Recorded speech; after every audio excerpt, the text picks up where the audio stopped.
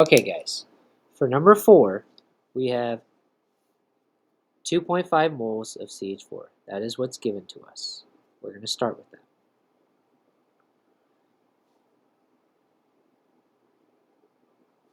We want to find the mass of CO2. Okay, so we want to convert right away from moles of C4H10 to what we want, CO2. This is what's going to help us. All of this is in moles, this balanced equation. What this is saying is for every 2 moles of C4H10 mixed with for every 13 moles of O2, you create 8 moles of CO2 and 10 moles of H2O. So for every 2 moles of C4H10, you can create, and let's focus on the CO2, you create 8 moles of CO2. So let's say if I had 4 moles of C4H10, how many CO2s could I make? Well, again, for every 2, you get 8. But if I had, let's say, hypothetically, I had 4 C4H10s, which is double the amount here needed, then here would double as well, 16 moles of CO2. Do you see the logic that I'm trying to say? But how do you do it to something like this, 2.5?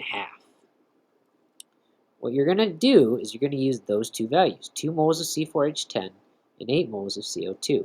You're going to write it as a fraction. You're going to multiply this guy to a fraction. Here's the fraction. You're going to want to put that for every 2 moles of CO4 or C4H10, you create, let's see, it's CO2 we're focusing on, you create 8 moles of CO2. This balanced equation lets us convert between moles of one person to moles of whoever else you're looking for. And here we have moles of C4H10. We can convert that to moles of CO2, okay? And look at the way I put it. I could have put 8 moles of CO2 on the bottom and 2 moles of C4H10 on the top, but I did not. I wrote it like this. 8 moles of CO2 goes on the top, 2 moles of C4H10 go on the bottom. The reason why is if I multiply this times this fraction, the fact that moles of C4H10 are written here, and you multiply it to this fraction where you see again moles of C4H10 written on the bottom, when I multiply these two things, this number and this fraction, these units will cancel out. Sort of in the same way that like you multiply 4 times something like 3 over 4. In case you didn't know, 4 times 3 over 4, these ones, or these 4's can sort of cancel out. They will actually. And you're only left over with 3, for instance. Over here, it's the same case. Moles of C4H10 times 8 moles of CO2 over 2 moles of C4H10. The mole part, the mole of C4H10 will cancel out. Okay. From here, remember that the question is not asking for calculate the moles of CO2. We need to find the mass of CO2, which is in grams. This is your next clue. If they gave you the molar mass of CO2, you're going to have to convert from moles of CO2 to how much it's going to weigh. This is what this is saying. This statement is saying 44.01 grams over moles. What that actually means is this.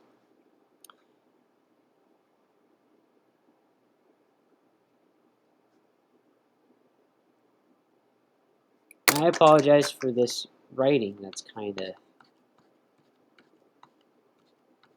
colliding and getting in the way of each other here. But what I'm saying is for every 1 mole of CO2, that's how much it weighs in grams. 1 mole of CO2 weighs 44.01 grams. And just to be redundant, I say of CO2. Okay? We're going to use that to convert from moles of CO2 into grams of CO2. Okay? So I will multiply that by, and by the way, you could write it as this, 1 mole of CO2 over 44.01 grams of CO2. You have 2 options basically, but which option is the more correct one? We will pick this option. The reason why I picked this option to put into here is because, again, just like I mentioned before, what do you call it? If you have a unit up here and you multiply it by a fraction or a conversion rate where the same unit occurs on the bottom, you can cancel them out. Your answer, you should be left with grams of CO2 as the unit because this question is asking for the mass of CO2, which I did. It's grams of CO2. And the good thing is when you did all the multiplication, everything crossed out except grams of CO2. Okay, let's input this into a calculator now. So all the numbers on the top, 2.5 moles, times the numerators and the fractions, 8 times 44.01. We're going to multiply these three numbers on the top, this one here, which I consider on the top, times this number on the top of this fraction, times this number on the top of this fraction, 2.5 times 8 times 44.01. That's what I have there. Whatever number I get up here, I will also divide it by the numbers on the bottom. Divide it by 2, and then you divide it by 1. I could put all of that in one line, like this. The next step after multiplying these three is to divide it by 2. Let's divide it by 2. So see I have there, I put divided by 2. And the next step is divided by that number, which is just 1. My apologies. I accidentally pressed the key that made ln. Let me go back over it, highlight it, and put divided by 1. Okay, you can pause to see how I have in my calculator to check your answer. I got 440.1. So your final answer is 440.1 grams of CO2 is your final answer. So basically, if you had that many moles of C4H10, that's how much CO2 you would form, 440.1 grams of CO2.